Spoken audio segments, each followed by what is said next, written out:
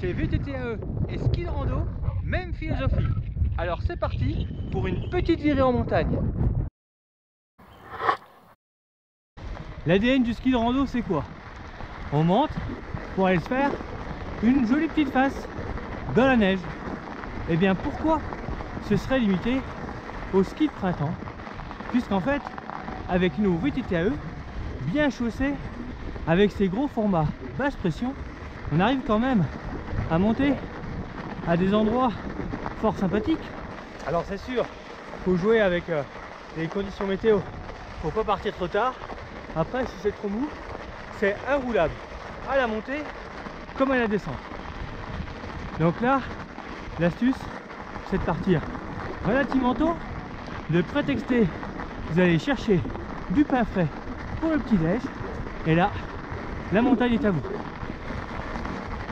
Suffit d'emprunter les pistes à raquettes ou les pistes utilisées par les restos d'altitude pour s'approvisionner. Et là, pour monter, c'est easy.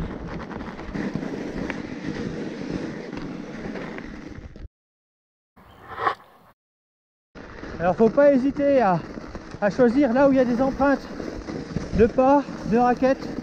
C'est généralement plus tassé. Mettre la pleine puissance, un petit braquet. Ah, c'est du passage en force. Ça, c'est les endroits qu'on part sur le soleil, où la neige est restée relativement fraîche, qui finalement sont les plus compliqués. Là où le manteau est bien tendu, avec le dégel de la journée et le gel de la nuit, ça passe plutôt pas mal.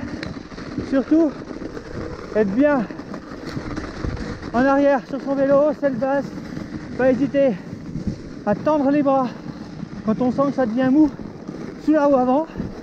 Voilà, ça c'est vraiment des petits conseils qui vous seront utiles dans les déserts comme à ski. Pédale à l'amont en haut, et sur la pédale aval, on met tout son poids, on appuie comme une carre pour vraiment avoir une tenue de cap.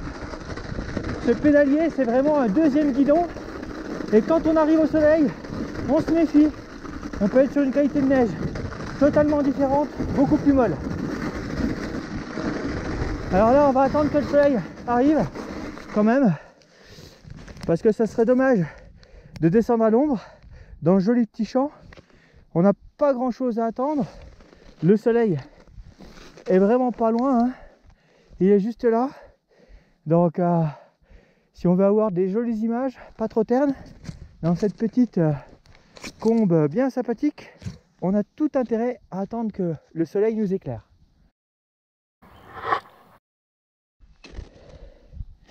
Alors, si à un moment donné je dois monter en sécurisant un maximum, ben je vais utiliser le vélo comme un surf, en mode piolet.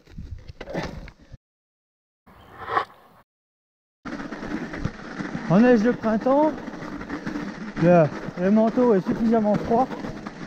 La nuit, avec le gel, avec le soleil de la journée, ça tend vraiment bien le manteau neigeux. Et du coup, eh bien, tant que ça n'a pas pris le soleil, au petit matin, au lever du soleil, eh bien ça porte. Mais par contre,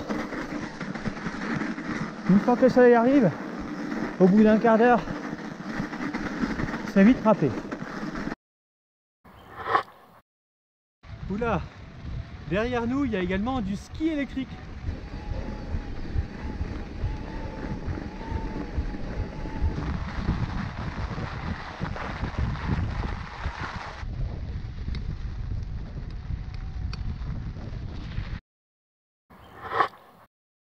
Et bien, une fois que vous avez trouvé une jolie petite face, il n'y a plus qu'à.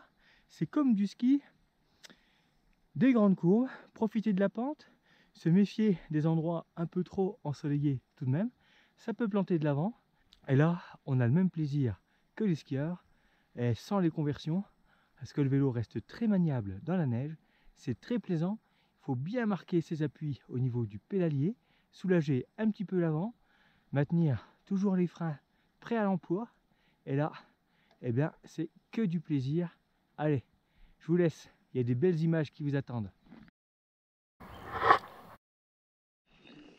Allez, eh bien, comme on dit, c'est parti, mon kiki!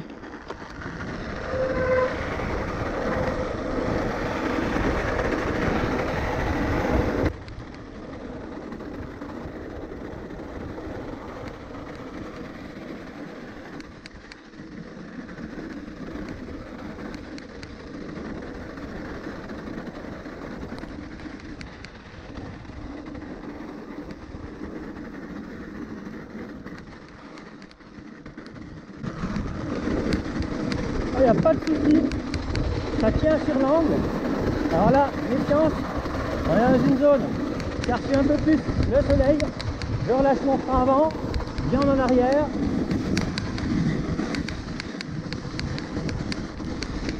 Ouais, nickel. Wouh! Retour à la civilisation ou bien? Eh non, ça continue, puisque on a encore du sang de neige. Allez, hop!